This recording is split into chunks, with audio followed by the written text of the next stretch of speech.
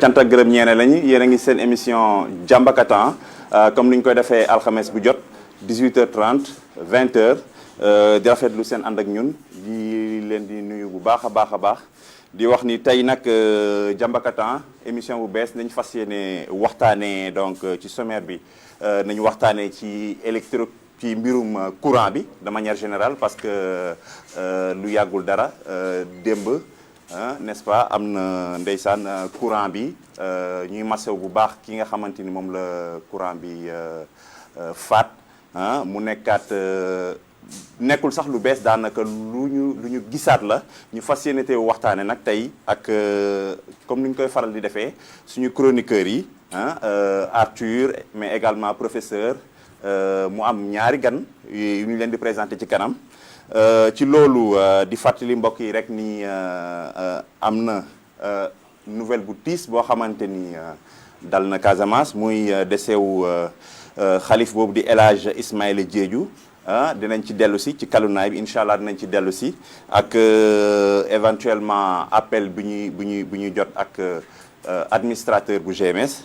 également dinañ waxtaanee ci mbirum assemblée nationale bi nga xamante ni tàmbaliwaat nañu liggéey bi ñu ràññee ci absence député yi nga xamante ni ñoom ñoo bàyyeekoo fii ci Casamance. mais également dinañu waxtaanee mbirum annulation gàmmu bi chroniqueurs yi dinañ joxe seen xalaat ci gàmmu bi nga xamante ni ren du am incha allah ci kanam lay doon. alors Arthur ci yow laay tàmbalee nuyu naa la di la bàyyi rek nga nuyoontoog ak auditeurs yi téléspectateurs yi. fay naa la Trésor. di nuyu sama naataango chroniqueur professeur Benoît Tine. di nuyu auditeur yu GMS ak internautes yu GMS yi di jiital ci nuyoo bi les consommateurs de la région de Ziguinchor commencé ci suñu président Ibrahima Dramé. ak suñu secrétaire général Jean-Pierre Dieng di fàttali nag ni ki ñun dañ fi nekk pour taxawal consommateur u Ziguinchor yi taxawul leen te ñu ngi leen taxawal si bu baax di gërëm canta ñeel nag di gërëm chef division régional bu commerce bu Ziguinchor parce que ñi ngi déggoo si lu bëree bëri di xeex si lu bëree bëri si loo xam ni moom la gars yi nekk di def di yokk ay prix wu gaz ak ay prix wu ceeb yooyu yëpp ñu ngi fexe ba ci prix yooyu di stabiliser vraiment mi ngi siy góorgóorlu. mais ci wàllum yokk boobu noonu yow foogloo ni mbir yi nekkul di xëy. non ñoom ñoo nekk di yokk xam nga commerçant yi. dafa am ay boutiques yoo xam ne yokk bi tàmbali na. non dafa am ay boutiques. ay commerçant yu nekk boutique si boutique quartier yi. xam nga dañu yaakaar commerce bi seulement marché la mais du marché rek parce que boutique quartier yi si lañ bokk dafa am ay boutique quartier yoo xam ni dañuy yokk ay gaz. wala di yokk ceeb wala ñu yokk suukar prix yoo xam ne bokkul ci prix homologué yi nga moom lañ tëral. loolu moom léegi yooyu buñ ñu ko joxee ñun dañuy saisir chef service régional commerce bu Ziguinchor mu doon ku sawar nag monsieur Ka.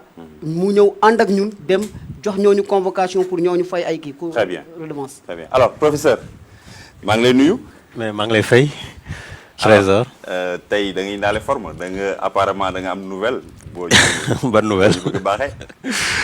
non wax ñu rek non maa ngi nuyu auditeurs yi GMS FM 89.3 di nuyu internautes yi ñu ñuy dégloo fii di ñu seetaan ak ñi nekk bitim réew parce que voilà loolu mooy xarala yi dañu koy permettre nga nekk Japon nga nekk France nga nekk Cameroun di ñu suivre xam lan mooy xew fii Ziguinchor. donc maa ngi nuyu ñoom ñëpp depuis bi émission bi commencé. am ñoo xam ne vraiment ñoom chaque jeudi. dañuy capter GMS wala ñuy seetaan ci internet bi. di nuyu aussi étudiants yi yëpp on est en pleine année universitaire maintenant commencé nañ depuis donc médecine ak yeneen 3 UFR yi. di encourager ñëpp malgré la pluie. malgré tàngaay bi gars yi commencé war nañu affaire yi ba décembre fin décembre. donc di la féliciter également ci concours boobu nga xamante ni moom nga jàll n'est-ce pas. waaw concours CAMES la. CAMES chaque année donc da ngay dem CAMES à Ouagadougou pour passer un concours xam nga université dañu ne enseignant chercheur mais à l'intérieur de enseignant chercheur dafa am ay grades il y a 3 grades maître assistant maître de conférence ak professeur titulaire donc maa ngi remercier ñëpp ñi ma doon ñaanal ñi ma doon encourager soutien yëpp grade bu bees muy voilà maître de conférence voilà maître de conférence CAMES depuis maintenant une semaine léegi nag ñu ngi xaar fête bi comme ni ñu wax arrosage bi arrosage je vais voir avec mais boobu nag il faut nga inviter téléspectateurs yi il faut nga inviter tout le monde quoi mu nekk affaire bu rëy n'est-ce pas bàyyil ba gisante kii ba pare Ansoumana Diatta lui il est passé prof titulaire Ansoumana Diatta donc comme ça ñu defandoo ko il y aura moins de très bien voilà très bien ñu ngi leen di féliciter il fut notre invité temps il est passé pour parler de la maladie à coronavirus donc on va se réunir pour xool nan pour xool affaire bi voilà yow fête moom da nga ciy sawar trop ok alors suñu troisième chroniqueur tey monsieur Badou Camara moom mooy administrateur adjoint bu groupe Média du Sud monsieur Camara ñu ngi lay dalal bu baax ci plateau Diambakatan. Merci maa ngi nuyu ñëpp di nuyu auditeurs et téléspectateurs yi di ne tous les jeudis je vous suis à Dakar. Ah d'accord. Tous les jeudis de manière systématique je vous suis avec mes critiques nag parce que damay bëgg rek mu avancer. Voilà di dellu di féliciter Benoît. di féliciter aussi son épouse ma nièce. comme on dit derrière tout grand homme. vraiment kontaan nañ si je me rappelle xaw ma na fàtte na ko une fois boobu génnee sa livre boobu fii. ne woon naa ne c'est très bien félicité la. et que moi je préfère avoir des intellectuels que des scolarisés. Sénégal dafa bari scolarisé te bariwul intellectuel. vraiment lay félicité. di kontaan nag ci teewaayu Ben Mactar xam naa après kii na la ko présenté. mais c'est présent ici vraiment nous honore. Arthur damay dëgg chaque fois xeeram yi aussi. donc maa ngi nuyu ñëpp Arthur moom. waaw maa ngi nuyu ñëpp vraiment di nuyu waa Ziguinchor. au nom de mon grand frère ami président Alassane Sarr. nga xam ni moom mooy borom kër gi moo sànc kër gi. moo ma àndal. xëy na sax moo feeroon toog. mais ci baaxaayam mu ne ma va me représenter. suma mag la suma xarit la suma kilifa la. alors ñu ngi féliciter par la même occasion toute l'administration mais aussi comment dirais-je les techniciens ci plateau bi changement de décor bi n'est-ce pas di kontaan bu baax ci liggéey bi nga xamante ni def nañ ko n'est-ce pas Arthur même yow kontaan nga ci alors suñu quatrième chroniqueur wax na ko léegi monsieur Camara mooy monsieur Ben Mokhtar Diop nekk journaliste nekk analyste politique spécialiste des questions de la sous-région monsieur Diop maa ngi lay nuyu di la dalal ak jàmm ci plateau Diambakatan. maa ngi lay fay c'est un plaisir partager plateau bi ak des personnes de renom kenn ku si nekk ak spécialité am. en tout cas remercier bu baax. Badou nga xam ne démb heure bi ñoo nekkandoo woon. kontaan aussi si le cas du professeur. parce que li mu jàll du leen wax. fi mu jaar CAMES. c'est extrêmement difficile. te demoon nañu benn moment boo xam ne que ni nous Sénégalais dañu nekkoon en retrait. bu ñu demoon ba Maliens yi doon ñu jiitu. ça veut dire que suñu niveau wàccoon na mais on a vu que ces 2 dernières années. quand même on dormait sur nos lauriers quoi comme on dit. dañu jàppoon ni rek ñun ñoo mën ñëpp. tout à fait Béninois yi ñëw ba yéeg suñu kaw Ivoiriens yi yéeg suñu kaw. bi ñu demee ba Maliens yi commencé nag du ñu dépasser les gens se sont dit y a problème. mais on a vu que cette dernière génération de professeurs. ils sont non seulement professeurs mais c'est des chercheurs. moo tax léegi li monsieur Camara doon wax naan que ni. am na des scolarisés mais on a besoin d'intellectuels ci côté boobu lay feeñee parce que foofu boo fa demee taxaw jàkkaarloog jury bi des professeurs yoo xam ne ñoom pour ñu sakkee dara ci ñoom parce qu'ils n'ont absolument rien à perdre li nga fay wone dafa war a dépasser de trop li nga xam ne moom nga jàng sur les bancs de l'université c'est en ce sens-là que ñoom ñu am mérite ñu leen ci encourager il est très jeune il peut aller vraiment au-delà. ah ça c'est clair. défi bi foofu la nekk. bien sûr donc ñu ngi koy jox rendez-vous ci prochain défi bi n'est-ce pas. alors annoncé naa ko sànq pour corriger rek ni kii nga xamante ni moom la courant bi maas démb deewul dafa blessé. donc un peu pour corriger donc je pense qu'on peut pas parler d'électrocution parce que c'est quand il y a mort d'homme je pense qu'on parle d'électrocution su ma jumul mais courant bi maas na ko mu am ci ay gaañu yu metti alors balaa ñuy tàmbali waxtaan bi dañuy dem xool élément bi extrait boo xamante ni Mohamed Sagna defoon na ko ñu xool ko ñu dellu si sur le plateau. ca Ziguinchor dëkkuwaay yu bëri ñoo ngi takkaloo ak ay poteaux électriques mu nekk dëkkuwaay bu dangereuse bi nga xamante ne boo moyul mën na jural ay lorange askan wi li ni mel ñu nemmeeku ko ca Tilène foofee ay njaboot ñoo ngi exposé wu ci boobule danger. boo génnee poto bi dafa damm ba noppi ñu ñëw au lieu ñu changé poto bi changé wuñu ko poto bi courant la changé wuñu ko au lieu ñu changé wuñu ko dañuy indi beneen poto dagg ko ci digg ñu ceinturé ko boobu mënu koo jàpp ñu samp boobu pour mu jàpp ko mënu koo jàpp. fi ñu nekk nii ci ragal la ñu nekk. ca Néma 2 ñu ne mekku tam li ni mel foofu sax ay poto ñoo ngi waaj a daanu. poto yi yu mel nii bëri na ci koñ bi trop te lii c'est très dangereux te ñun ñu ngi si biir koñ bi te lii wóorul haute tension la. mën na rey ñu bëri comme mën na lakk koñ bi yëpp mën na yàqal gaa yëpp seen matériel tey lii bu daanoon fii benn bëccëg wala benn guddi wala benn ngoon beneen problème bu mag. ci loranga yi nga xamante ne li ni mel mën na ko jural askan wi bii la ñawkat bu ñu fekk ca marché Tilène lii la joxe comme solution.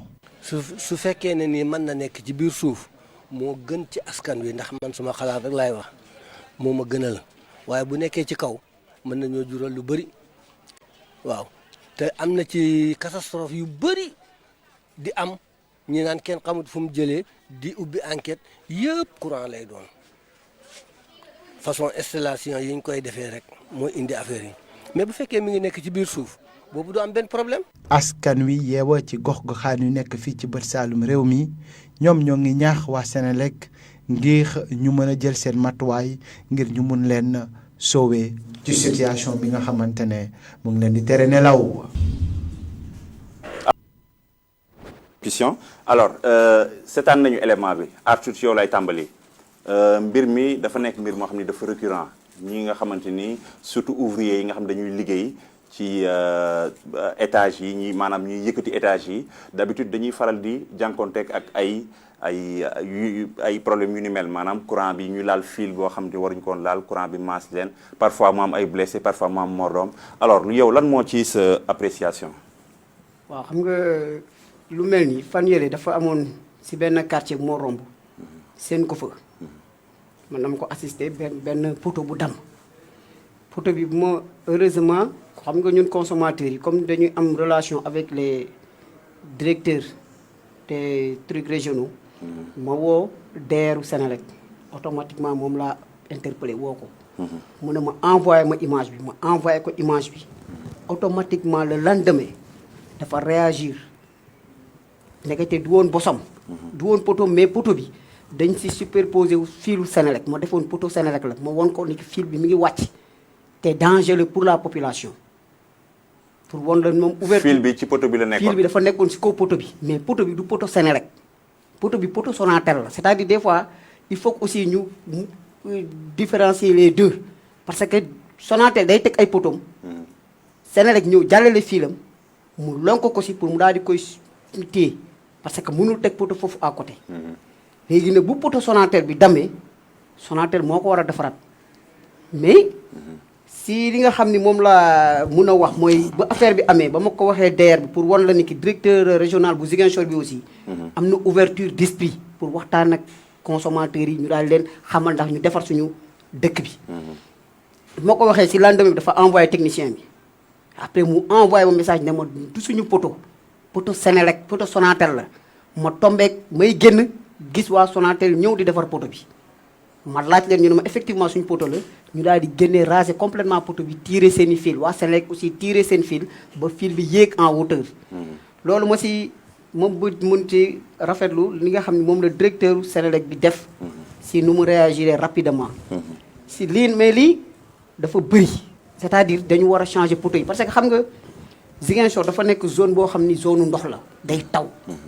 xam dama ma demee ni Dakar mu daan waa Dakar ma ne leen yéen taw bu ndaw bi rek ngeen inondé kaña yi nga xam ñoo dëkk suuf sax inondé wuñu xanaa kaña yi kon dañu war a daw ñun ñi nga xam ne ñoo dëkk Ziguinchor ñun duñu inondé ba ñu yuuxu mais loolooy walee ni ki poteau yi bu nekkee bant nag xam nga bant bu nekkee si ndox day teel a lekk ba pare dafa am ay zone yoo xam ne ki ay zone yoo xam ne dañu bëri ay max parce que zone Ziguinchor yi looloo tax d'ailleurs seen mango yi di teel a yàqu ak seen fruits yi dafa bëri ay max yooyu dañuy lekk poteau yi si biir moo tax poteau bant yi arrangé wul Ziguinchor poteau wañ yi aussi arrangé wul Ziguinchor ndax ndox la dafa am électrocution poteau yu bees yi ñu génnee par contre moo ñu arrangé mooy poteau tabax yi nga xam ni c'est en béton yooyu ñoom lañ war a indi renforcer ko waaw mais apparemment ba léegi loolu ça ne va pas régler le problème parce que li xew démb du poteau bu dagg de c'est parce que ñoom bi ñuy tabax bi dafa jege poto bi.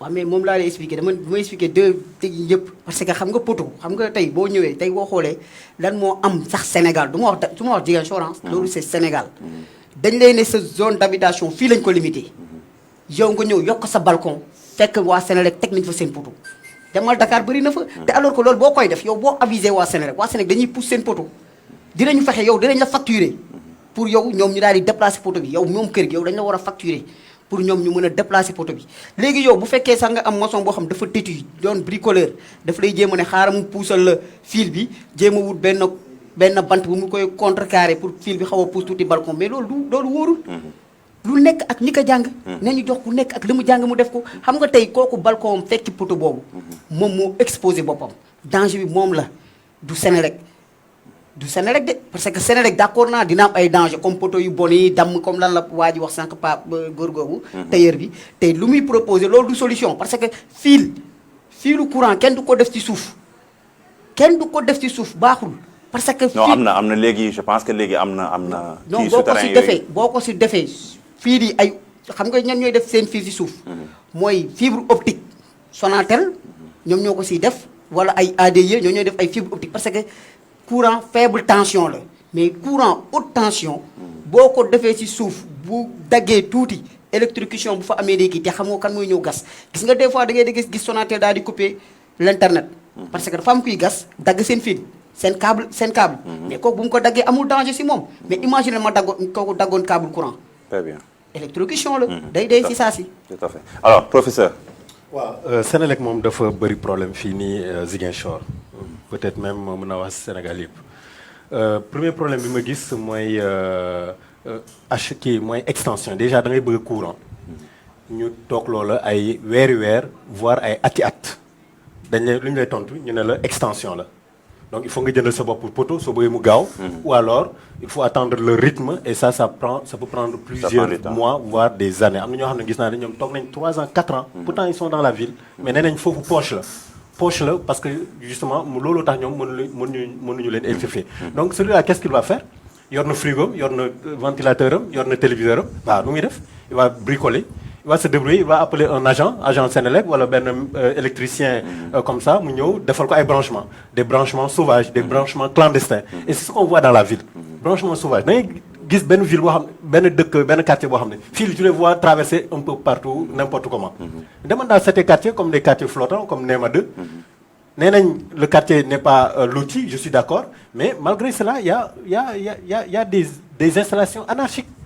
na gis koo xam ne day nekk jusqu'à 6e 7e 8e position kan moo def loolu.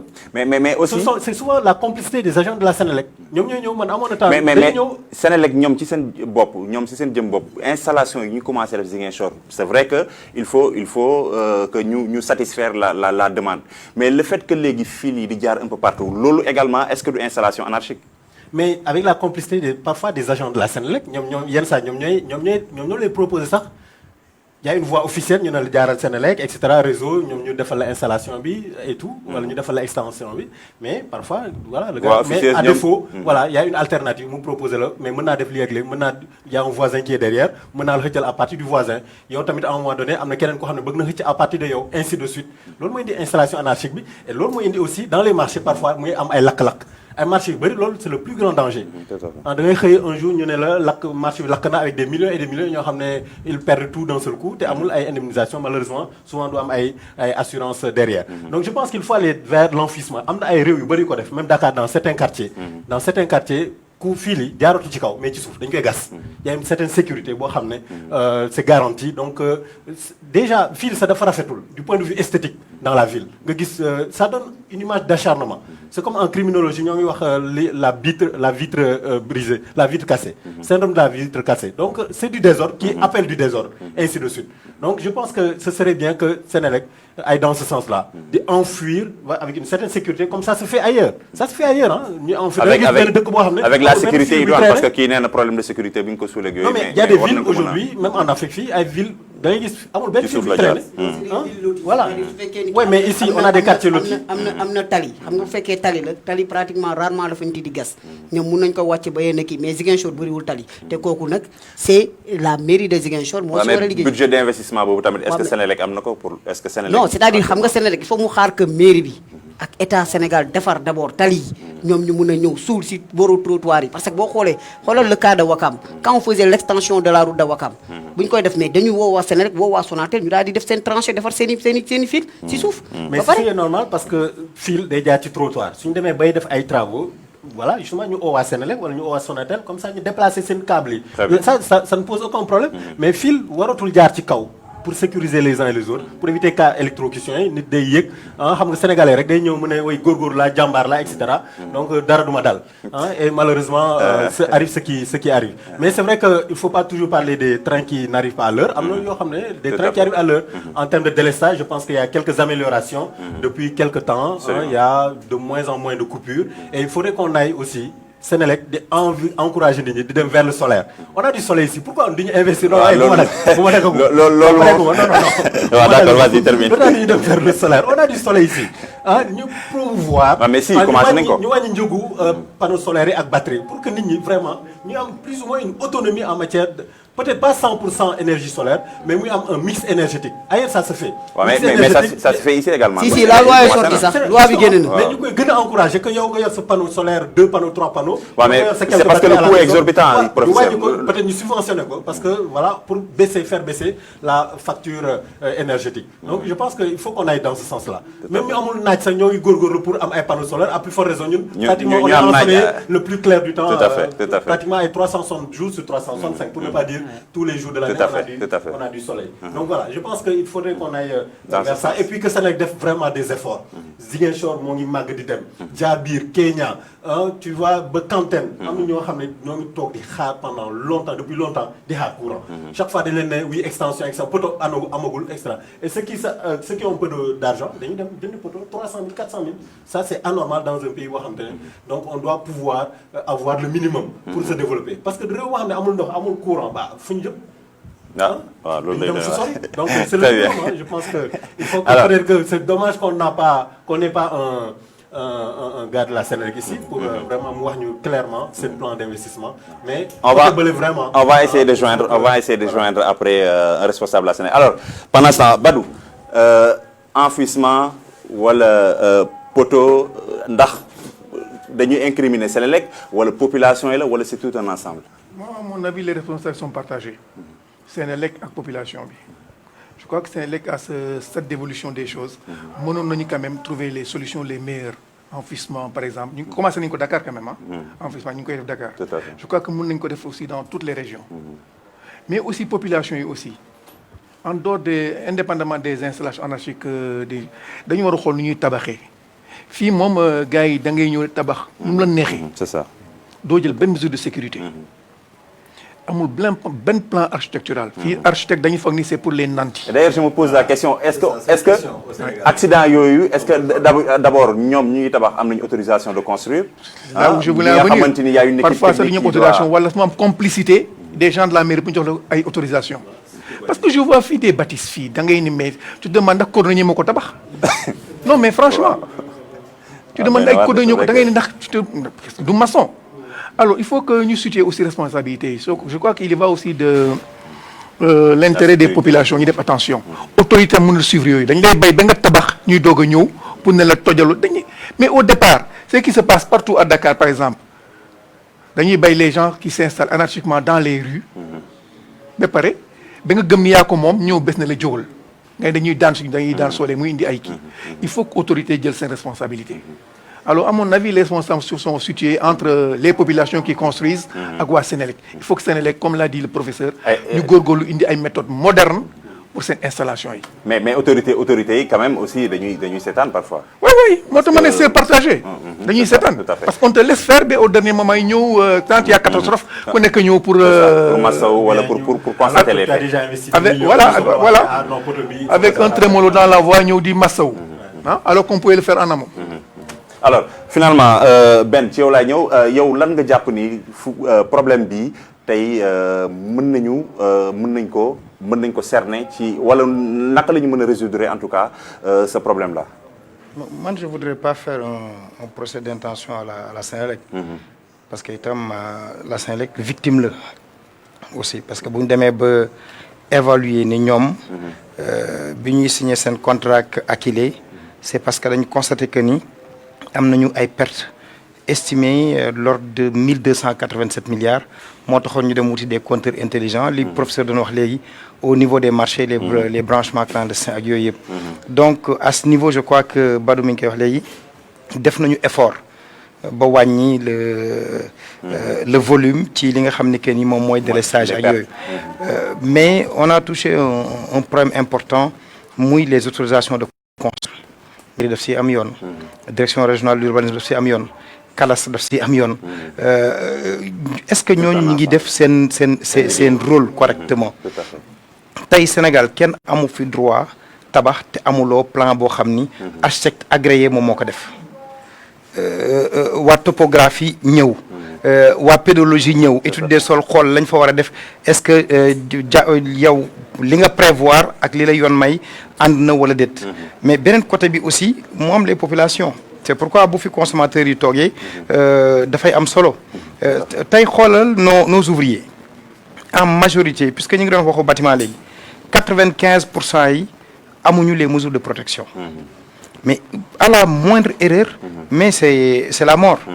Fofu contrôle qualité bi dafay dellu soit waa ji équipement bi muy sol est-ce que am na lu koy protéger bu fekkee dafay daanu est-ce que am na lu muy sol loo xam ni que ni bu courant bi daggee wala mu masque dina mais yooyu yëpp amul da ngay gis ni que ni nos ouvriers bu ñuy dem casque duñ ko am pour ne pas parler de masque casque bi duñ ko am chaussure de sécurité bi duñ ko am gant bu ñuy liggéeyee duñ ko am donc la moindre erreur est toujours fatale tey boo demee du côté de l'hôpital régional fii muy feneen mais pour nga am fa aux urgences le matériel adéquat pour jël en charge kenn koo xam ne courant moom moo commence mais sur Sénégal yëpp bu dee brûlé la 3 lits la ñu am 3 lits kese la ñu am sur l'ensemble du Sénégal ça se trouve à l'hôpital principal te 3 lits yooyu bu fekkonte ni man ak Badou affaire bi daf ñu dal électrocution mais balaa ñuy jël en charge dañuy xool ki nga xam ni moom moo tafu ci maire bi wala moo tafu ci ministre bi parce que de la présidence ou du ministère la ñuy woote pour dire admettez cette personne là ci ñett lal yooyu parce que ku dee li mu ku courant lakk li ngay njëkk soxla mooy lu sedd toujours une bonne chambre froide te 3 lits lañ si am c'est un problème hein? Bon maintenant ñi nga xam ne jot na leen dal malheureusement il s'appelle Badou comme lui ñoom Badou Ndiaye ils se sont dit nañ dem parce que am nañu espace bi du côté de l'hôpital Fann pour mën fa tabax le centre des grands brûlés de Dakar te imaginez que ay privé ñoo ko def nationaux et non pas l'État du Sénégal ba fi ñu toll nii li ñuy xaar mooy état bi indil leen contribution am à hauteur presque de 4 milliards mais tout le reste ñoom ñoo dem wut ko au niveau international ak seen ay contribution bopp toog di xaar pour ñu compléter leen 4 milliards pour ñu mën commencer les mais lan moo mën a expliquer par exemple tey ñu am 3 lits pour circonstances yooyu matériel bi moo cher wala état bi moo délaissé là c'est vrai que la prise en charge coûte cher mais chaque maladie prise en charge am dafay metti mais c'est que suñu plateau médical prévoir ñoon loolu moo tax tey koo xam ni que ni da nga lakkee fi nga xam ne moom mooy Matam wala nga lakkee Ziguinchor même bu ñu la évacuer yóbbu la Dakar à la limite fi ñu la mën a yóbbu mooy CTO te foofu tu n'auras pas un lit spécialisé parce que les 3 lits de Dakar sont hyper sollicités en permanence ce qui fait que voilà exactement donc faaw ñu xalaat ñi nga xam ni moom la ñuy dal xam nga bu fekkee ñun liggéeyuñu si souvent duñ koy di kii te mbir mi mën na la dal sa biir kër si sa biir kër mën na la fa dal benn court-circuit bu ndaw mais toute la famille est décimée mais malheureusement puisque il y a pas de sensibilisation à ce niveau duñ koy di xalaat parce que c'est des cas qui arrivent très rarement tey on en parle parce qu'il y a eu un cas mais demain on va oublier pour passer à autre chose malheureusement mais alors yow pour yow solution bi ça va au-delà de l'enfouissement wala chercher mais ci peut-être procédure même sax la ñu war a xoolaat attribution permis de construire yi nga évoqué mais également situer les responsabilités à tous les niveaux quoi xam nga léegi mi ngi wax professeur mi ngi wax Kantène waaw est-ce que tey ku am terrain Kantène bëgg ka tabax waa urbanisme nañ jógee fii pour dem di contrôler li ngay def parce que au départ c'est spontané donc bu nekkee ay quartiers yoo xam ne extension la assez souvent, il n'y a pas un regard très minutieux du pouvoir ou bien de la direction régionale. Ñoom li leen di gën a intéressé mooy en pleine ville. te tey bu fekkee koo xam ni ku am doole la. ku yàlla may la ci wàllu koom-koom. moom dina dem pour wuti. këyit yooyu. mais ki nga xam ni que ni dafa góorgóorlu. am benn prêt bancaire 3 millions 4 millions. ba ñu ni ko avec 12 millions mën nga tabax benn villa am la sol daf naan mais man jarul may seeti architecte. jarul may seeti topographie bi man bu ma dem direction de l'urbanisme parce que dañ may laaj dafay bare.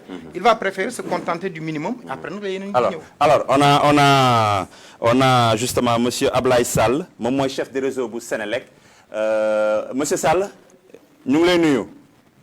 oui bonjour. alors monsieur Sall yow yaay chef réseau bu Sénélec bëggoon nañu tuuti nga dellu ci incident bi amoon démb. aussi lan mooy taxawaayu Sénélec ci circonstances yooyu bien sûr. asalaamaaleykum assistance ñi ngi toog yëpp maa ngi leen di gërëm di leen di sant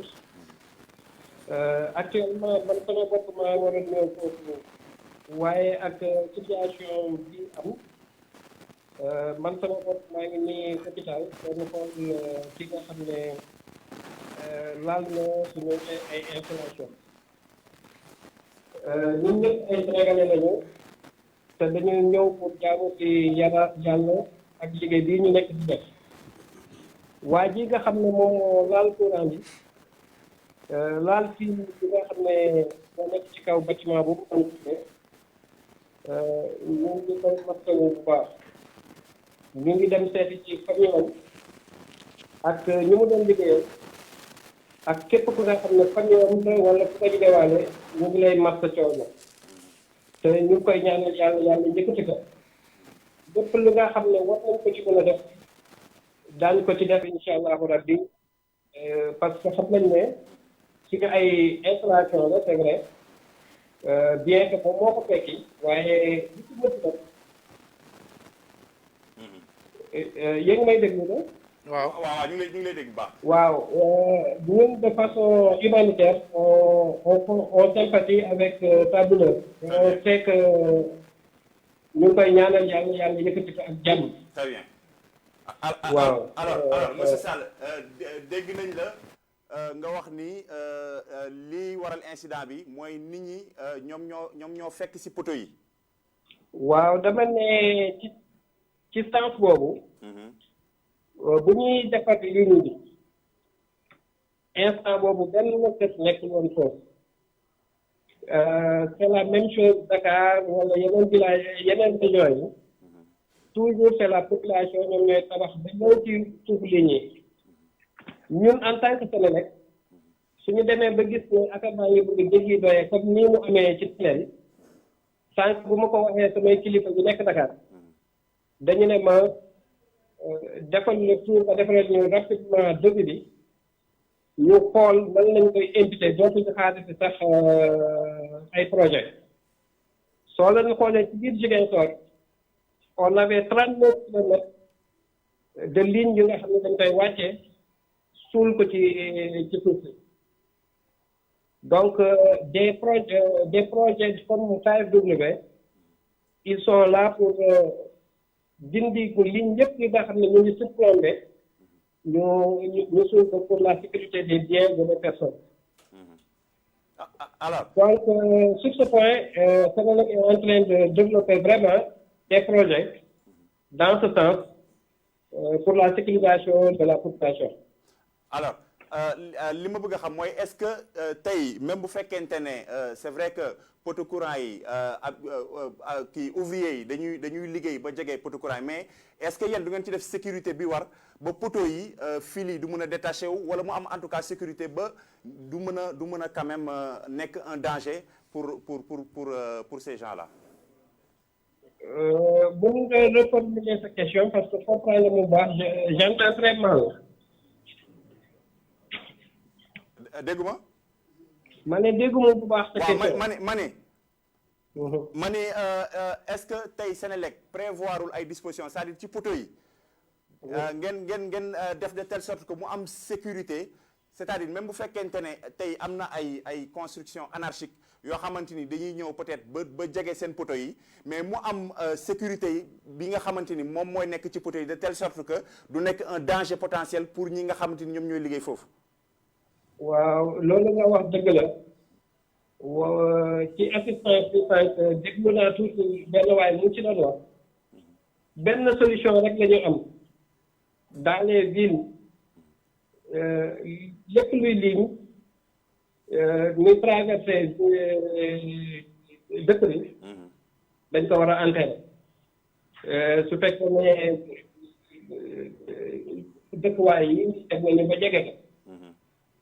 maintenant côté Ziguinchor soo leen a xoolee comme ni ma leen ko waxee tànk 39 kilomètres la ñu amoon ci projet allemand bi déjà def nañu 35 te suul nañu yëpp léegi lu ci def moom mooy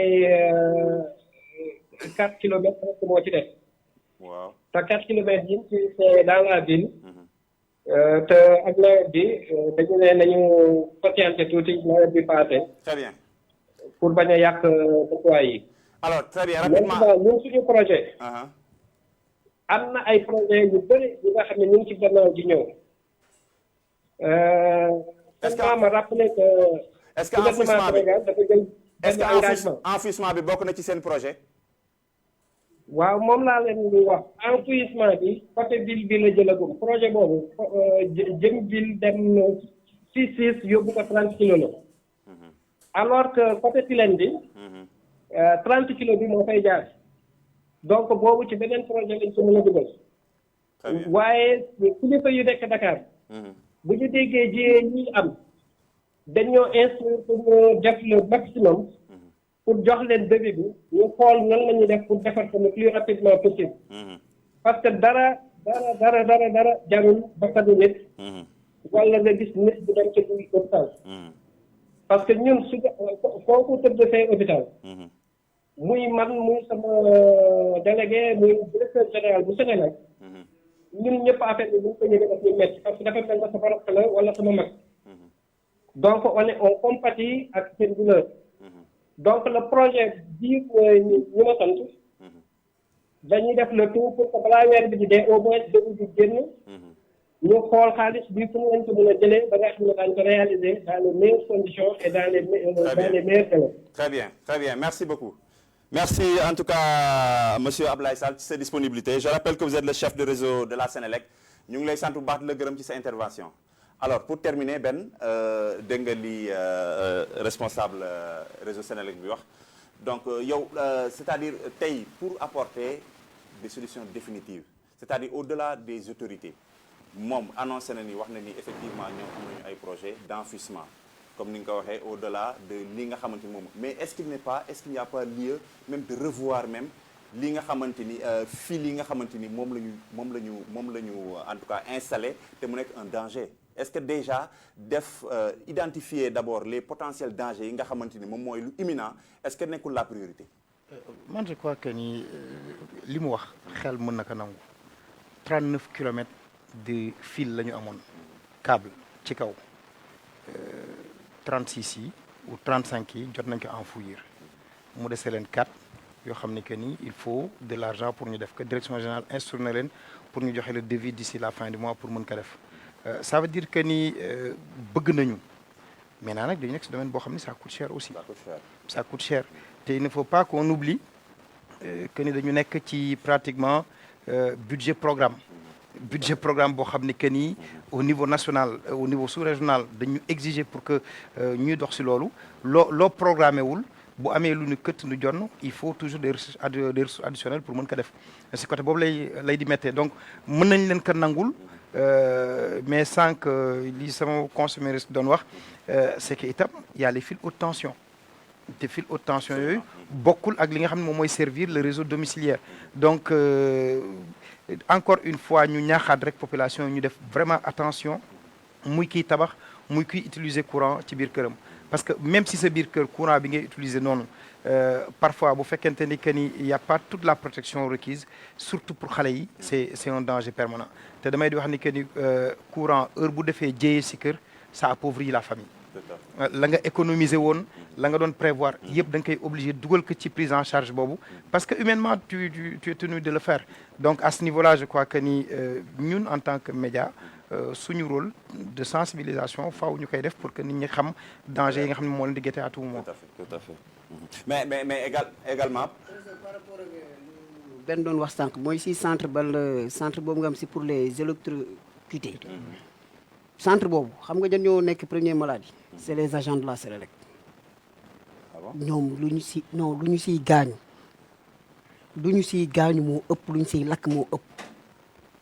te ñoom ñi may déglu dinañ mun nañ ko témoigner. man am naa sama benn collègue boo xam ne ki daf may expliquer mu ne ma sama promotionnaire la.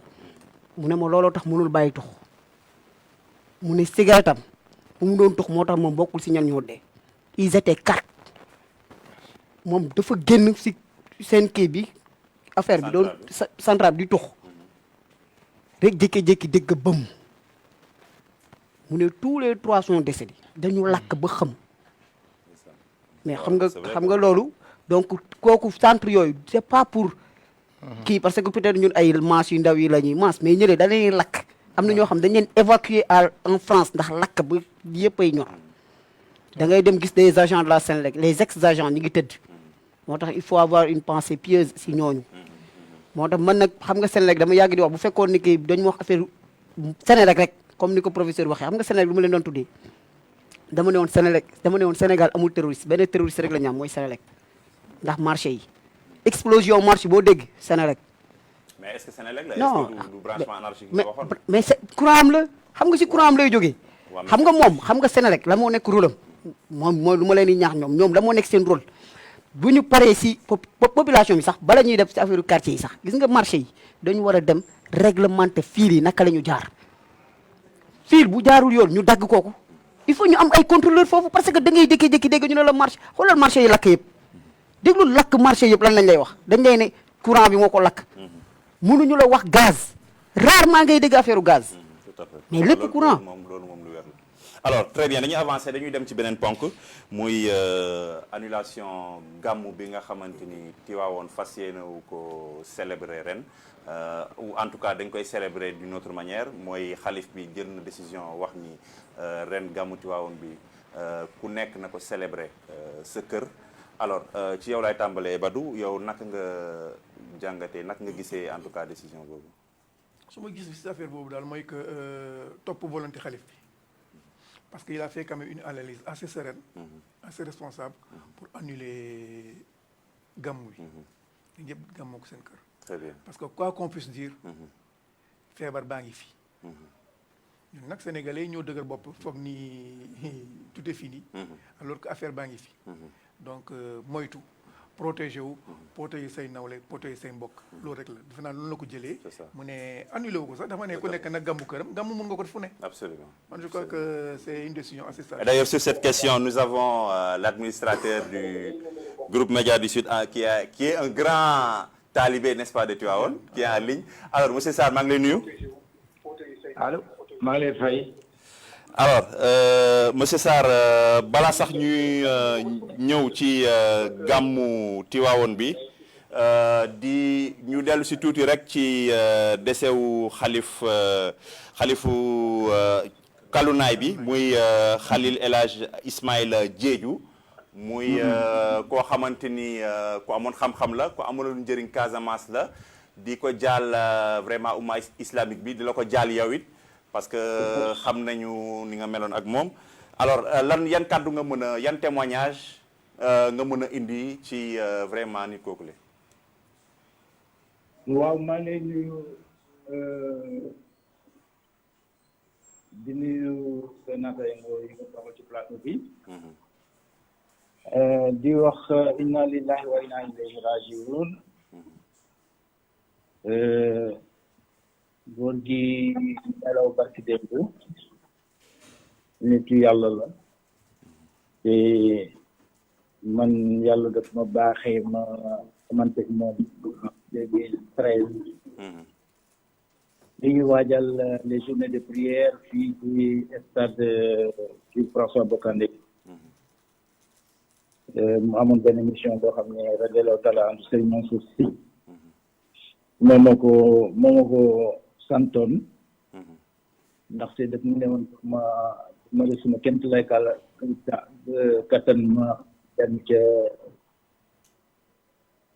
sëriñu diine yi nekk ca région bi dem waxtaan ak ñoom fexe ni ma leen di réunir ca benn jataay nga xam ne dañuy toog di ñaan pour jàmm Casamance yàlla baaxee ma yegg ca sëñ Ismaïla ca Signalo bi ma ko waxee message yu radiallahu taala am sëñ Mansour Sy mu adhéré ci ne ma nit yàlla bu la digtalee boo mënee defal boo mënul defal ndaxte lépp loo xam ne ci jàmm Casamance la jëm bu ñu ne lii boo ko defee yàlla mën na si dimbale ba jàmm am ca Casamance je crois que kooku boo tayalul boo nasaxul war nga ci def sa kémt lay kattan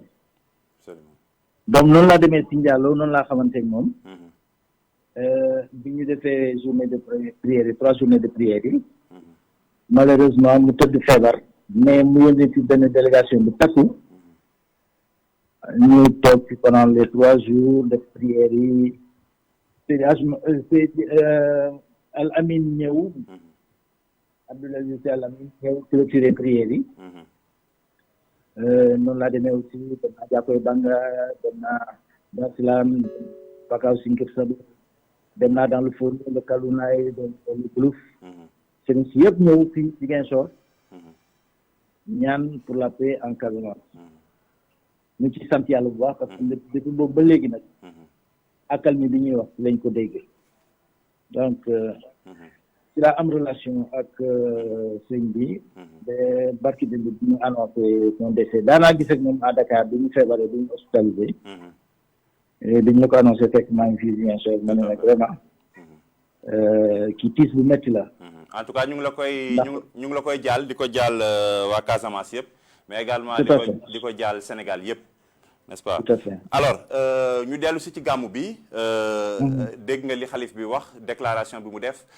par rapport ak ren nu ñuy taxawalee gàmmu bi mu nekk lu spécial parce que depuis pratiquement 1902 gàmmu bi doon nañ ko célébrer ren nag circonstances yi tax ba xalif bi jël décision pour que ku nekk gàmmoo sa kër yow naka nga gisee loolu. waaw mais décision wu xalif bi bettu ma te defe naa du man rek mais am na ñu bëri ñoo xam ne bettu leen ndaxte boo xoolee logique rek la doxal ci njëlbeen bi des voix peuvent s'élever contre mais dafa am benn logique boo xam ne moom la tëral te moom la doxal ba fii ndaxte ay date de célébration de commémoration yoo xam ne dafa tax ci suñu diine l'islam jàll nañ fii il a maintenu une position du ñëw nag ba tey ñu war a def gàmmu mu changé attitude te fi mu ko teg expliqué na ko ñi ko porte parole mi aussi expliqué nañ ko ci jaar-jaaru maamaam Seydi Hadj Malick Sy radiyallahu taala anhu rek la ko jaar la ndaxte bi peste bi amee attitude bi maamam jëloon daanaka moom la jël rek très bien te sax dem na sax ba génne ci xadis Yonent bi sallallahu alayhi wa sallam ñi boo leen déggee nii ci benn dëkk am na fa jàngoro ju mel ne pandémie bu peste wala leneen fi nga nekk na nga toog foofu bu fa jógee bu dee yaa ngi foofu ci pandémie bi nekk bu fa jógee pour dem ci beneen gox pour wàll donc yooyu yëpp indi nañ ko mu doon loo xam ne c'est quelque chose d'assez pertinent moo tax ma ne mbir mi bettu ma te xam naa ni ñi mu bettul aussi ci Sénégal bari nañu tout à fait ñu ñaan yàlla rek yàlla génn fi mbas mi ba nga xam ne déwén incha allah amiin daañu mën a célébrer le gàmmu amiin célébration gàmmu bi gëlëm yi nga waroon yóbbu Tiwaawoon professeur nee na nga may ko ci benn parce que bëgg na lekk ci gëlëm yi ndax di nga ko jox gëlëm moom après ndax mu arrosé parce que professeur attention am na raaya bu ñu ko tàppal donc bëgg na ci gëlëm yi nga waroon yóbbu Tiwaawoon nga compal ko benn. non mais xam nga déjà ñun Sarène suñu totem mooy gëlëm. waaw. moo tax bu ñu fekkee mukk bu ñu reyee gëlëm donc là. waaw non su amul gëlëm mën na am nag wala xar moom bañul dara moom ba ci mbaam sax xam naa ni. xeebul dara xeebul dara. sa réseau maa ngi saturé sax dégg bariwul. merci beaucoup monsieur Sarr yow donc yaay administrateur groupe Média du Sud ñu ngi lay jaajëfal bu baax di. maa leen di gërëm Trésor. très bien merci beaucoup. alors Badou balaa may ci benn parenthèse laay tëjji rek balaa may jox benn alors monsieur Sarr ñu ngi doon ruumanaat nii mu ngi waaj a teg tànkam ci politique comme yow yaay adjoint am est-ce que mun nga ko confirmer da koy confirmer wala da koy infirmer. pour ne pas paraphraser l'autre du ma ko confirmer du ma ko infirmer. tu dis pas doo wax oui doo wax non. léegi. c'est la question lu ma mën a wax daal. waaw ci mu wóor ma. mooy que Sarr c'est un Ziguinchorois bon teint. et au risque de me répéter. à l'époque Benoît ñun y avait pas d'université fii. da ngay am bac dem Dakar jàngi forcément y avait que l'université de Dakar. alors ñu nekk fa saa jàng ba yàlla wërsëgal lu mu koy wërsëgal. il s'est dit dama bëgg a delloo sama région lu ma joxoon li may xale bi léegi mu ñëw muy xool qu'est-ce qu'il faut faire ci la investir pour créer ce groupe parce qu'il a vu que beaucoup de Casamance, de jeunes Casamance dañoo nekk jàng après il tournait les pouces mu ne qu'est-ce que je peux faire pour ma ville et conséquemment pour mon pays ci la ubbee lii mais aussi parallèlement je dis même pas parallèlement avant on avait créé on avait une association qu'on a dénommée Convention des Ziguinchorois et on l'avait créée à l'image de la Convention des Saint-Louisiens dañ dem ba foofu inspiré de ce qu'ils font ñu ne on va faire des choses pour notre ville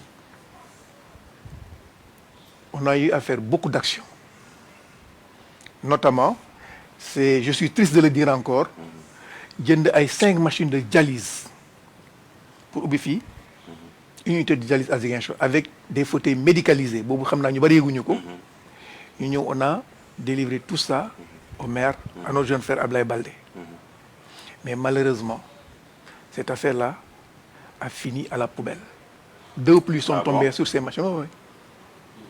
Qu'est-ce qui s'est passé? Bon, je ne sais pas. Peut-être que c'était une négligence. Voilà. Et d'aucuns disaient déjà qu'on voulait entrer en politique. Si on voulait entrer en politique, on n'allait pas acheter des machines à 40 millions. Donc, yàgg nañ ko séntu sur le champ politique. Non, ça n'avait rien à voir avec la politique. C'était une... Est-ce que d'où le fait que, je veux dire, est-ce que d'où le fait que nous avons xaar sur le terrain politique, est-ce que l'on peut-être que c'était leur vision. Nous, on faisait dans le social. Et c'est dans ce cadre qu'il a rappelé tout de suite qu'il a initié 3 jours et 3 journées de prière avec tous ces marabouts de la Casamance, avec le clergé et même les régions traditionnelles pour la paix en Casamance. C'était sans aucune ambition politique. Alors, de fil en aiguille, on s'est dit, tant qu'on est en train de faire des choses pour les Ziguinchorois, pour les Casamancés, pour les Sénégalais, pourquoi ne pas entrer dans les centres de décision? Mais am ñuy wax ni tey Alassane Sarr il veut s'ériger un peu comme le Bougane Gueye Dany version Casamance. Est-ce que aujourd'hui moom tey ak mbër yi nga xamante ni ñoom ñoo nekk Casamance je veux dire le champ politique les acteurs politiques qui sont en Casamance SMA yi fi bëri yi nga xam ni bëri nañ fi est-ce que tu penses que tey monsieur Sarr su duggee sur le champ politique est-ce que tu penses qu'on va pas le noyer? Suñu duggee on sera SMA et demi.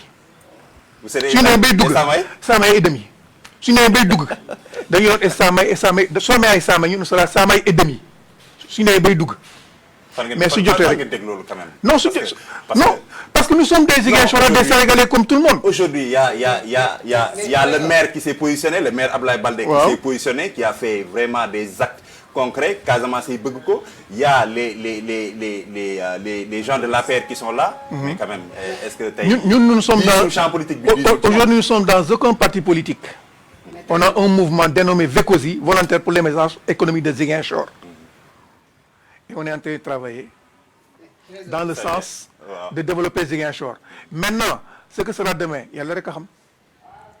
Mais ça, li nga wax mooy jéem a def parallélisme entre Alassane Sarr, monsieur Sarr ak Bougane Gueye Dany. Pourquoi defoo parallélisme entre monsieur Sarr ak Youssou Ndour. non pas Youssou Ndour. Pour Bougane yow c'est une référence. ak Golbert Diagne. Non, j'ai dit am na ñuy def parallélisme boobu. Tout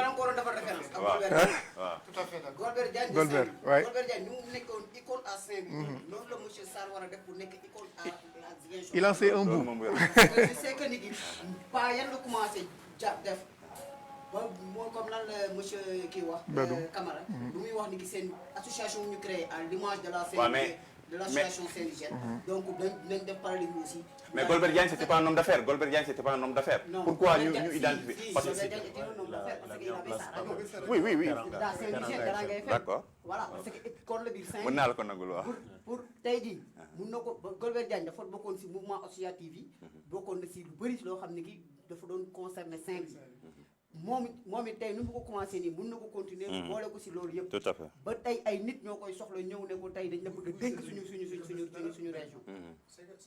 Alors.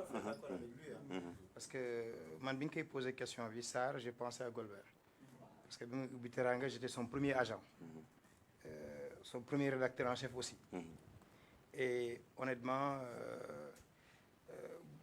d'accord moon comparaison bi ak Bougane ni ko professeur waxee parce que simplement c'est pas les mêmes cursus c'est pas les mêmes pédigris tey bu Bougane demoon ubbi à Saint-Louis comme ni que monsieur Sarr defee fii non parce que investir sa région à 90% boo koy def lay wóor ni da ngay perte parce que dans les régions il y a pas lii dundal média muy la publicité da ngay am audience te audience bi boo koy jaay ki nga koy jaay moom ay communiqué tàggee ak yooyu lay def ñi si ëpp il préfère même bu ñu amee dara fii dem dans les médias yi nekk au niveau de Dakar def que pour ñoom dañuy cibler le niveau national donc man l'interrogation que je me pose mooy pourquoi fondamentalement le promoteur de GMS war a dugg politique il est en train de faire la politique mais c'est de la politique de développement le président Macky Sall il avait Sen Info il faut pas qu'on l'oublie dafa amoon rajo boppam ça n'a jamais décollé te investissement bi ma gis fii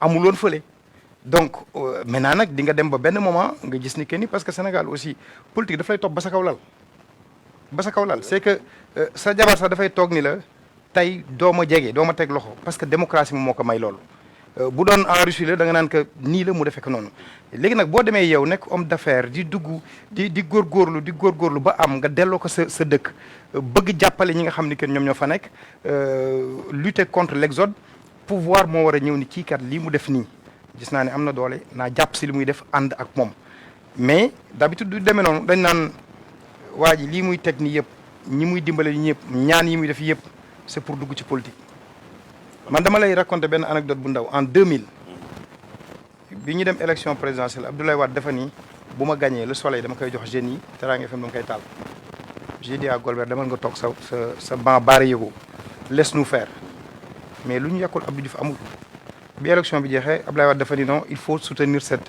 rajo là parce que le monsieur moom il n'était pas dans la politique maintenant am na nag xaritam muy ki nga xam ne moom mooy président Abdou Diouf mais fii tey ku nekk yaa ngi xool waa ji kat li mu investir nii boo moytulee suñu kaw la jëm muy le maire muy les autres ñëpp loolu la ñuy xalaat or c'est un bon citoyen de la ville c'est un bon fils de la ville il faut continuer à l'accompagner malheureusement mënoo juddoo fenn ba pare nekk fa citoyen d'honneur loolu mooy contraste. On dit que nul n'est prophète chez soi, n'est-ce pas? Exactement.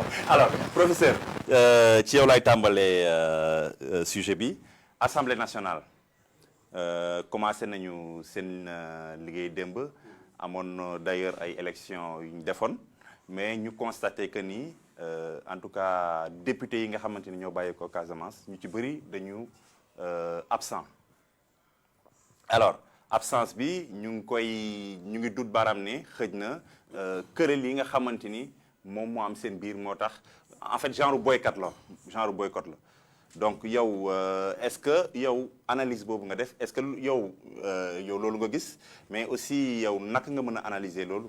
man li ma gis mooy que ça dépasse un peu le cadre de la Casamance et que Assemblée nationale yàgg nañ ko joytu. Assemblée nationale dafa bëri absentéisme da ngay gis ay sessions yu am solo. yoo xam ne da ngay gis dañ koy mooy seen session plénière yi vers bientôt avec le budget là. léegi mu commencé fin novembre début décembre. da ngay gis pratiquement Assemblée nationale dafay vide ou quasi vide. parce que ñoom wala même ñu fa nekk sax di suivre plénière yi yenn saa yi dañuy nekk di gëmmentu di nelaw et cetera. c'est pour montrer tout simplement ba ñu leen di filmer ba leen di dugal ñu leen di dugal. Ils sont pas très nombreux. Voilà. Ba justement ba ñu leen di dugal sax ci réseaux sociaux yi et cetera donc ça c'est une maladie qui est là depuis longtemps. Après je suis pas dans le secret de Dieu xaw ma lu tax waa fii ñi fi jógee ñu fi bàyyee ko ñoom fekke ñu assemblée yooyu noonu. waaw en fait je t'explique li waral seen absence mooy que ni bi ñuy élire donc bi ñuy nommé premier vice-président et cetera bureau bi benn dañu wax ni kenn ku bokk ci Casamance rek la ñu jël donc c'était en quelque sorte une guerre de positionnement c'est-à-dire les acteurs yi fii ils étaient pas d'accord sur le choix donc loolu moo c'est ça la raison c'est ça qui explique. Mais de toute façon quoi qu'il en soit man je pense que déjà pour te dire absentéisme moom loolu maa ngi koy ñaawlu absentéisme boobu en temps normal déjà en temps normal après les querelles intestines entre les uns et les autres ça c'est tout à fait normal même dans un parti politique même dans une famille politique mais leneen li ma ci bëgg yokk mooy ça change quoi de toute façon c'est comme on dit une caisse de résonance Assemblée nationale. C'est pour applaudir c'est pour en général. On a de très rares députés du peuple ñoo xam ne dañuy xeex pour askan wi pour xeex pour peuple bi donc ça change rien de toute façon lépp lu ñu fa mës a présenter jàll lépp lu ñu fa mës c'est grave mais c'est grave non mais jox ma benn projet de loi wala benn extra projet de texte boo xam ne dafa ñëw ñu ne non dañ koy recaler parce que dans la mesure ils sont payés pour ça qu'ils soient là ou qu'ils soient pas là ça change pas grand chose de toute façon ils sont absentéistes. Ils préfèrent être ailleurs. Tu es trop fort. Députés yi sax ñoom déjà ñoom yow sa député yi fii xam nga leen est-ce que ñoom ils sont régulièrement là di yóbbu les doléances des uns et des autres on les voit seulement à la veille des élections ñu bëri c'est comme ça bon je ne cite personne mais am ñoo xam ne dañ leen di gis juste au moment de venir pour les suffrages demander les suffrages des citoyens ñoo ngi Dakar dans leur villa là-bas et cetera di dem extérieur di ñëw rarement lañ leen di gis sur le terrain. Très bien alors Arthur ci même question bi député yi la plupart des en tout cas ñi ci bureau bi ñi bokk ci bureau bi benn Casamance moo ci nekk est-ce que loolu mën na justifier boycott bi mën na justifier absence bi wala pour yow loolu du justificatif.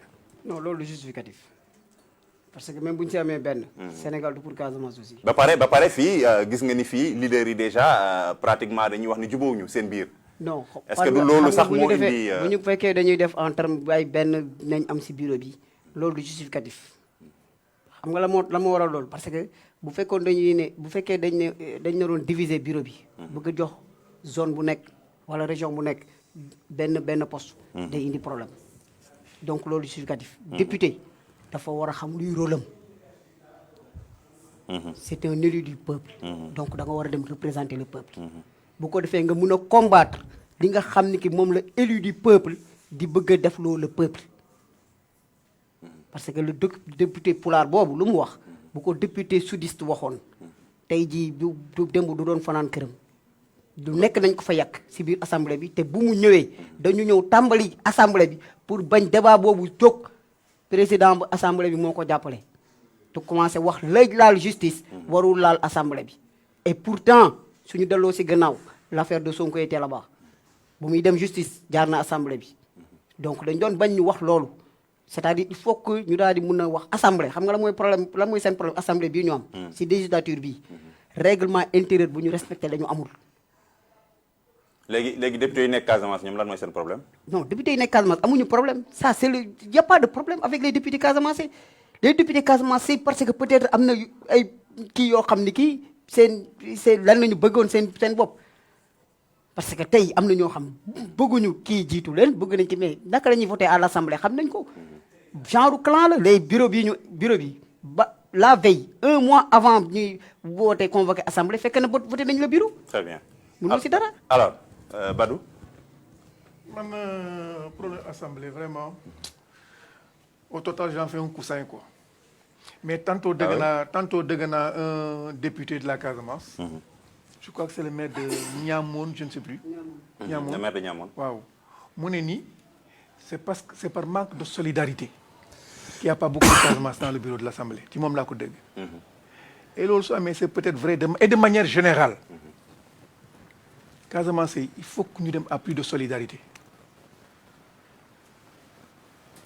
Parce que je prends un peu l'exemple de qui peut-être que Ben Maktar ne me contredira pas. Du temps de Ablaye Wade, quand la Casamance avait un seul ministre dans le gouvernement, Saint-Louis en avait 7 ou 9 dans le même gouvernement. Pourquoi? Moi, j'ai eu à faire Saint-Louis. Jàngee naa fa, liggéey naa fa. Ji nga Saint-Louisien par exemple, je donne l'exemple des Saint-Louis que je connais. Mun nañu reyante seen biir. Mais dès qu'ils franchissent le pont Faidherbe pour ñëw dañuy solidaire. Et c'est comme ça qu'on gagne. C'est ce qui manque à nos... Ñun nag ça nous manque beaucoup fii en Casamance. Cette solidarité-là. Mais qu'est-ce que lan moo koy expliquer en fait? Je sais pas, je veux pas parler de méchanceté, ce serait un peu trop. Xawma comment je l'explique, mais en tout cas, c'est pas bien au total. Il faut qu'on aille à plus de solidarité si on veut gagner certaines choses. Alors, Ben Maktar, lan moo ci sa analyse? En fait man qu'il y ait un député issu de telle région ou telle région nekk ci bureau bi. Moi je me demande ce que ça apporte à la région. Parce que Moustapha Niasse il est président de l'Assemblée nationale, mais lan la apporté Kër Madiabel, lan la apporté Kaolack. C'est la ville la région la plus désorganisée politiquement qui soit. Donc côté boobu c'est plus prestigieux. Maintenant bi ma gisee ñu former le bureau pour man y a pas de surprise. Déjà xoolal Aminata Assom bi mu fi amee problème sentiruloo c'est père de la région jóg pour jàppale ko à la limite sax dañ doon wax c'est très bien quoi li ko dal mooy bëgg si c'est l'eau traité de waaw mérité na ko mais man bureau bi ñu formé nii li ma si gën a inquiété mooy président Moustapha Niasse tey ça veut dire que Sénégal bu président Moustapha Niasse àndoon ak président Macky Sall ñu voyagé ñaanuma ko yàlla avion këpp wala ñu feebar ñoom ñaar kan moo ñuy jiite Abdou Mbow. C'est que man avec ça lii dafa lay prouver que ni Sénégal le niveau est en train de s'affaisser très très grave. ku mel na ñoom professeur ñi tey bu ñu waree toog Abdou Mbow di leen diriger. mais ñu wax ñu bañ ko wax ils auront très mal. non à qui la faute peut-être xam nga politique itam dafa doy waar tey boo bëggee engagé wu ñu lay saaga di la wax génne da nga naan jarul ma koy def naa ko bàyyi ak ñeneen ñi ñu koy bàyyil ñi si ëpp. am nañu mérite parce que ñoom ñoo nangu ñu saaga leen am nañu mérite parce que ñooy fanaan si mbedd mi am nañu mérite parce que ñoo si def seen xaalis mais nag benn moment un pays crème bi koy diriger dafa war a nekk une crème malheureusement bu ñu demee ba Moustapha Cissé Lo nekkoon président du parlement de la CEDEAO tey Abdou Mbow am mën a taxaw am fu ñu doon toll président Niasse il est assez âgé le président de la République il peut tomber malade nit rek la peut tomber malade bu ko kee demoon seeti dara am fa xëy na on scénarise mais tey ki nga xam ne mooy assurer l'intérim war ñu yóbbu élection mais sera Abdou Mbow qu'on le veuille ou pas. Tout à fait. En tout cas c'est une question. C'est ça. C'est ça le drame. Je veux dire ñooñu tey boo doon jëlee. nga jël Selo jël Abdou Mbow mënoo leen dëkkale boo tegee un Robert Sagna seen kanam. Tout à fait. Alors, en parlant de roi Arthur. Parce que tey jii y a le poste de vice-président qui existe qu'on a voté te ba léegi nommé guñu kenn vice-président. Alors Arthur, en parlant de roi, est-ce que semaine passée demoon nga Oussouye y avait le Ouma Beul? Non donc moom. Arthur yow est-ce que xam nga Ouma Beul? Xam naa ko. Ouma Beul qu'est-ce que expliquer ñu tuuti. daaw invité woon nañ ma demoon. lan ak lan nga fa gis? feccu kii xam nga ak ay affaire am na ay bëre de man depuis daaw ba léegi maa ngi laaj champion Oussouye bi nañ ma jox champion Oussouye bi ma daan ko mais loolu. waaw mais xam nga man nag ren laa doon xalaat si immeuble boobu ñu daal def aussi. waaw dama doon kii nag pour ñu daal ciy def nag ay ñaan yu bëri parce que ren lu xew aussi dafa grave de. mais dañ la wax ni amu ci. non aussi taw na glace lu musul am Sénégal fenn. waaw aussi gaynde génn na fa. non gaynde bi nee nañ benn séeréer la woon moo gaynde bi nee nañ benn mbokku professeur moo kii woon moo rëccoon côté boobu quoi. yow mi Mohamed yaa wax loolu. non mais waaw moo ñëwoon boo bëggoon jommal joolaay gars yi maîtriser ko alors professeur le immeuble. non man dewuma fa woon. il y a je pense ay 3-4 ans la fa gëj xam nga rek ak jot bi ak yooyu noonu mais je pense que c'est bien que ay événements culturels yooyu noonu ñuy am ci gox dafay dundalaat suñu voilà day dundalaat ça montre que ñun on a une civilisation ça montre que ñun am nañ culture parce que loolu on nous l'a refusé pendant très longtemps ay spécialistes ay chercheurs carrément ay scientifiques ñoo xam ne ñu ne non l'Afrique et cetera ñoo amuñu civilisation mais lii day wane que ne effectivement am na loo xam ne ñoo ko moomal suñu bopp ñoo ngi koy dundal donc chaque année muy foofu muy feneen chaque fois ñoo ñuy am manifestation yi donc laaj na aussi dans le cadre du tourisme local ñuy dem di leen jàppale ñoom tamit di gën a découvrir suñu dëkk bi suñu cosaan parce que loolu c'est important. alors je présume que Ben Mokhtar yow musuloo fekkee immeuble bi. mosuma ko fekkee j'ai juste rencontré le roi je crois c'est la veille de la Tamkharit dem seeti ko j'ai beaucoup aimé surtout xam man dama jàppe woon roi boo xam ne du xam lu xew ci jamono yi léegi la mais il est très au fait de ce qui se passe et il m'a donné rendez-vous en décembre il m'a dit que ñoom ci côté sacralité li ñuy def dëgg-dëgg duñ ko def ci nawet décembre lañ koy def donc je me suis dit serait bien d'y retourner inchallah. Il faut y aller avec Badou parce que moom léegi booy Dakar la moom it aussi tu es du non ça c'est dans la période du immeuble que tu deviens du Casa. Mais pour parler de ça au-delà des festivités et de la culture immeuble bi c'est très important. Tout à fait. Parce que le roi ce qu'il est en train de faire c'est un peu de manière enfin en miniature ce qu'on fait à Kelkom parce que day béy. Tout à fait. day béy il fait beaucoup de culture gars yi ñëw foofu mu am solidarité parce que les gens des autres contrées viennent ñu cultiver ay rizières yu bari parce que forcément il a des gens à aider il fait beaucoup dans le social moo tax c'est l'occasion pour moi ici de faire un appel il faut ñu jàppale ko aussi il faut ñu jàppale ko il faut que par exemple autorités yi le président Macky Sall mu jàppale le roi d'Oussouye parce qu'il fait beaucoup dans le social et ça contribue à la pacification de la Casamance xam nga parce que ñun ni suñu demee mu leen di jàppale économiquement socialement yooyu mun na contribuer aussi à la paix kooku il faut que aussi gars ñëpp xam ko vraiment là aussi encore une fois je fais un autre appel pour que gars yi jàppale ko le roi d'Oussouye dañ ko war a jàppale parce que c'est une autorité locale disponible xoolal ce que vient de dire Ben il est allé le voir spontanément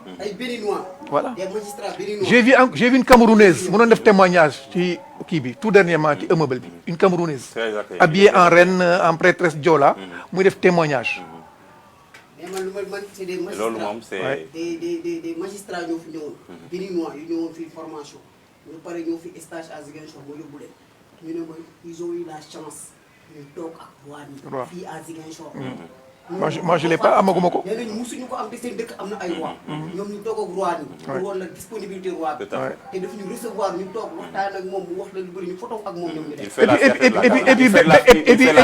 et puis Ben l'a dit tantôt il est au fait de tout ce qui se passe au Sénégal xam nga da nga foog ni il est en kii yooyu mais il est au fait de tout ce qui se passe soo demee il paraît waxtaan ak moom day daf lay wax ay actualité yu toute fraîche. Très bien. Alors, en parlant d'actualité, dañuy dem ci international bi rapidement, il me reste pas beaucoup de temps pour aborder la question du Mali.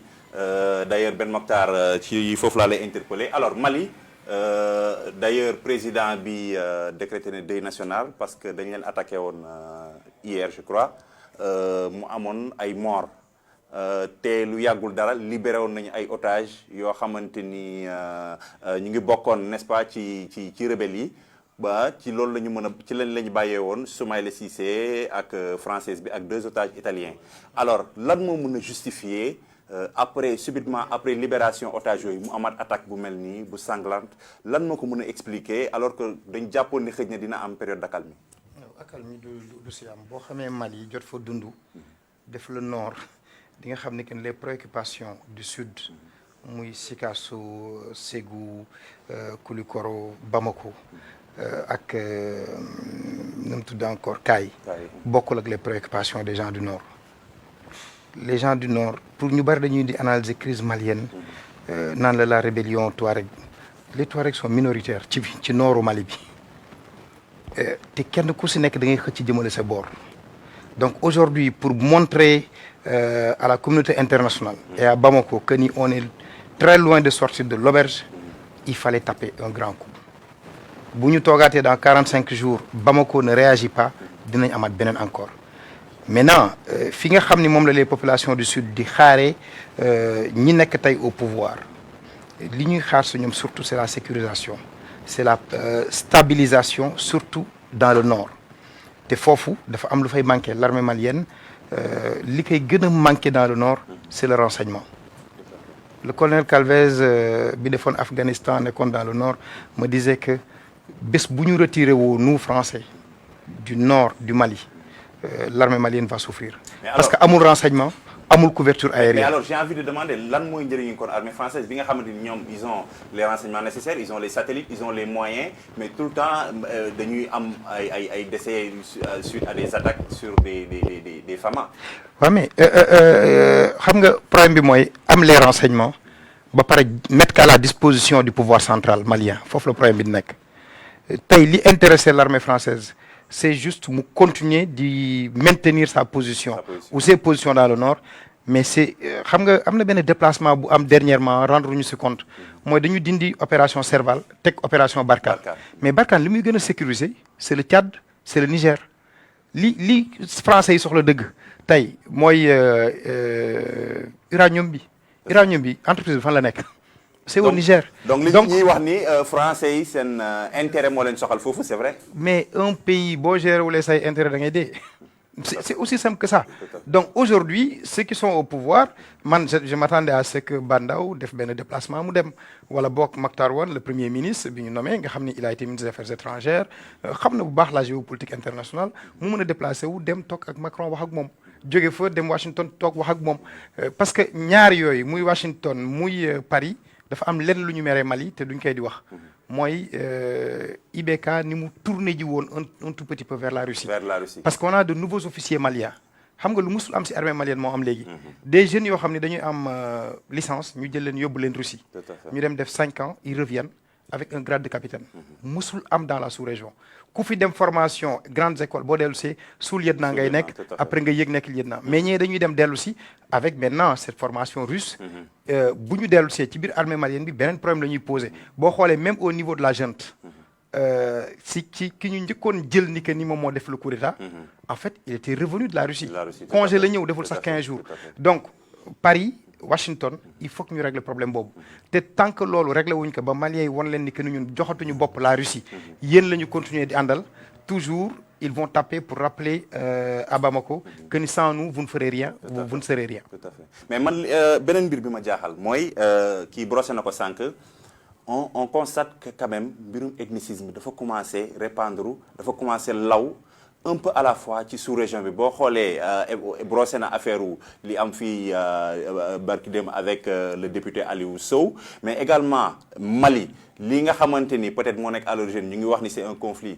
également ethnique en tout cas mbirum ethnie am na rax na ci Guinée Conakry également gis nañu dérive yi nga xam ni moom le professeur Alpha Condé def par rapport ak appel ethnicité yi muy def ci campagne bi mais Côte d'Ivoire 2010 loolu moo indoon guerre bi alors lan moo mën a expliquer sous-région bi de manière spontanée muy am genre conflit ethnique yooyu muy am appel yoo xamante ni ça tourne ça va vers l'ethnocentrisme.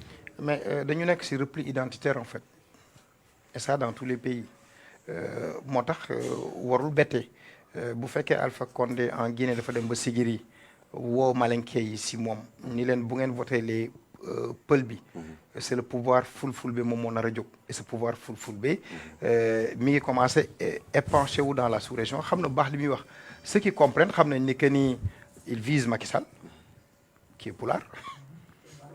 Il vise Barrow, qui est Poulard, et c'est Macky Sall qui coltine Barrow. C'est Macky Sall qui coltine Mbalo. Il ferme les frontières avec les deux pays, dindi 17% de l'électorat. C'est des réalités. Maintenant, c'est dommage. On fait le débat en 15 octobre, anniversaire de Thomas Sankara. Ce serait bien que cette jeunesse africaine-là élève le débat, un débat patriotique, pas nationaliste, mais patriotique face à toutes ces dérives, face à toutes ces puissances, à tous ces impérialistes, pour que nous ayons des États vraiment... Et ces dérives profitent aux Occidentaux, quelque part. Mais naturellement, nous...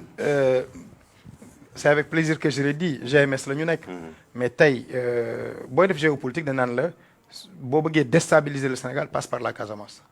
Toujours loolu la ñuy wax. L'ancien ambassadeur de France, Bigot, un jour dañu toog discuter mu ni mais si on voulait véritablement créer des problèmes, on sait par où passer. Mais nous tenons au Sénégal. Et foofu rek laa d'accord avec président Macky Sall ci li muy def yëpp depuis qu'il est au pouvoir. C'est que quand on a eu le pétrole. Tout de suite, il a signé avec les 5 pays du Conseil de sécurité. Très bien. C'est une biir tant que c'est un intérêt, tu gères tes affaires. Quand le premier baril de pétrole sortira, bon, vivement que mais il déstabilise le pays et pendant que les gens sont en guerre, pendant que les ennemis se tirent dessus, ils vont exploiter tranquillement. Il n'y a pas un Malien, par exemple, ce qui se passe dans le nord du Mali. C'est ça. Le 31 décembre 2013, j'étais dans le nord du Mali. J'étais le seul journaliste noir, pas africain, noir. Français, ils ont eu un avion.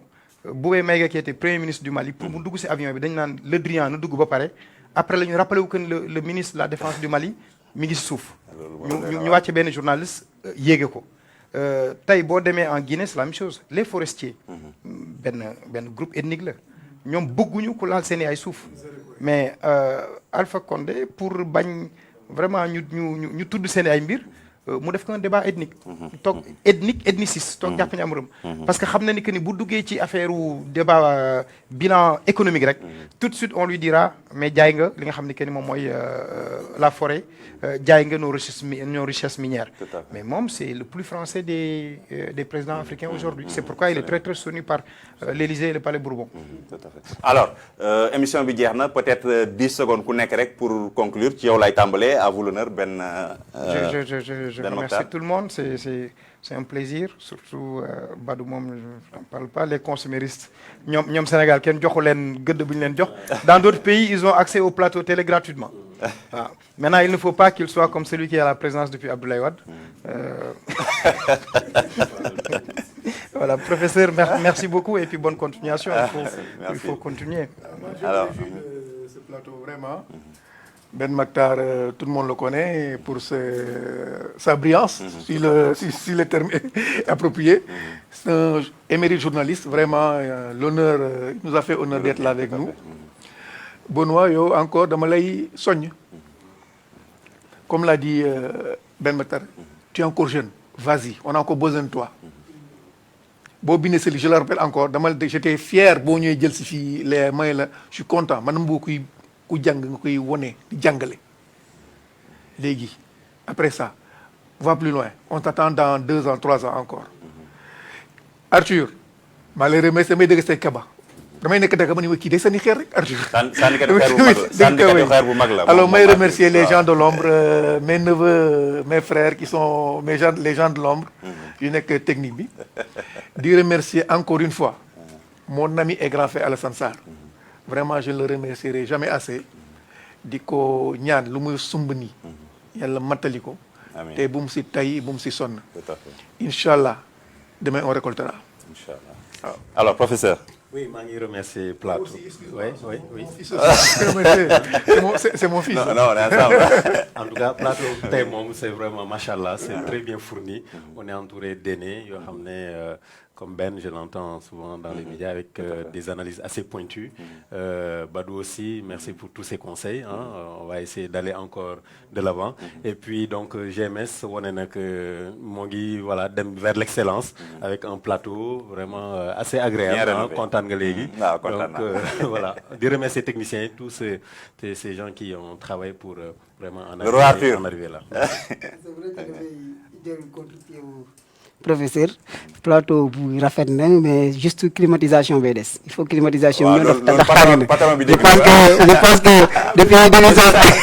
monsieur Sarr dégg nga li Arthur wax. moo tax yóbbante baa ngi noonu yóbbante bi.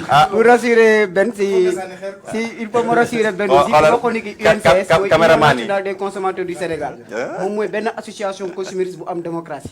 parce que Jean-Pierre Dieng moo ko créé mais bu ñu demee assemblée générale Ibrahima Dramé nañ nommé mu nekk président Jean-Pierre Dieng mu nekk secrétaire général. yeneen association yëpp da ngay gis la même personne moo fa nekk moo tax ngay gis c'est des intérêts personnels. yow Arthur ñu ne la nga association tàggatoo nga fii di association. mais je représente les consommateurs consommateurs yi boo leen représenté il faut nga wax lan mooy njëriñu consommateur parce que duñu xaaruñu dërëm ci pouvoir wala ci autorité. moo tax may wax Badou looloo tax indi xeer yi parce que xaaruñu dara ci ñoom tooyaluñ suñu ceeb nii ne luñ suñu ceeb tooyaluñ suñu très bien très bien alors merci maa ngi leen di gërëm yéen aussi di gërëm bu baax Ben Malick pour lui dire que l'honneur est à nous n'est-ce pas ñu ngi lay sant bu baax di la gërëm di la ñaanal ngay ñëw fii le plus souvent ñu lay dalal loolu c'est une bonne nouvelle loolu c'est une excellente nouvelle n'est-ce pas donc di sant vraiment équipe technique bi yëpp di leen sant yéen chers auditeurs et téléspectateurs di leen jox dig daje alxames bi di ñëw jërë ngeen jëf